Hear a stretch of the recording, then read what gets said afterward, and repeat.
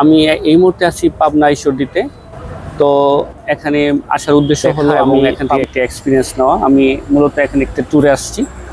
তো আমাদের এক ভাই আর্টিস্ট, উনি ইসলামিক গাছের আর্টিস্ট। অ্যাকচুয়ালি মূলত আমরা জানি যারা নিয়ে আর্ট করে তারা কিন্তু বিভিন্ন ধাপে ওরা কিন্তু বিভিন্ন প্রাণী বা অন্যান্য স্ট্যাচুগুলো আঁকে নির্দ্বিধায়, কারণ তাদের এটা ফ্যাশন।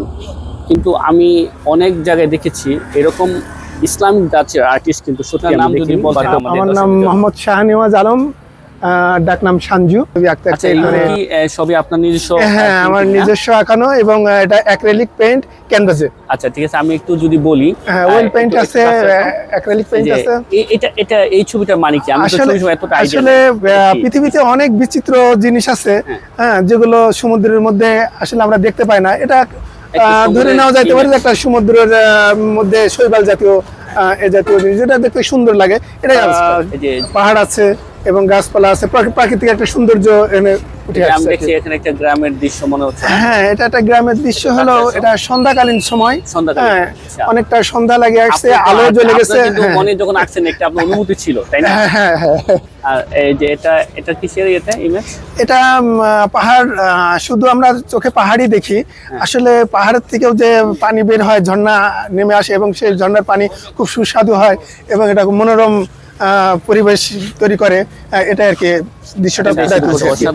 এটা আপনি হোয়াট ডু মিন এই পিকচারটা? এটা আসলে এক সময় এটা বাতিঘর। ওই যারা নাবিক তারা অনেক সময় দিক হারা হয়ে যেত।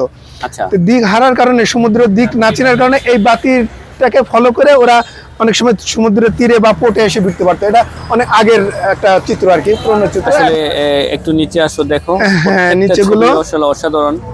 এখানে মনে হচ্ছে সমুদ্রের মাঝে ডিঙি। হ্যাঁ, এটা শুকনার উপরে আছে। এটা সমুদ্র উপকূলে, সমুদ্র উপকূলে এইভাবে রাখা হয় অনেক সময়, যখন আকাশের অবস্থা মাছ ধরার নৌকাগুলো। এটা একটা বাঁশের ঝাড়, বাঁশের ঝাড়ের পাশে একটা নৌকা বাঁধা আছে।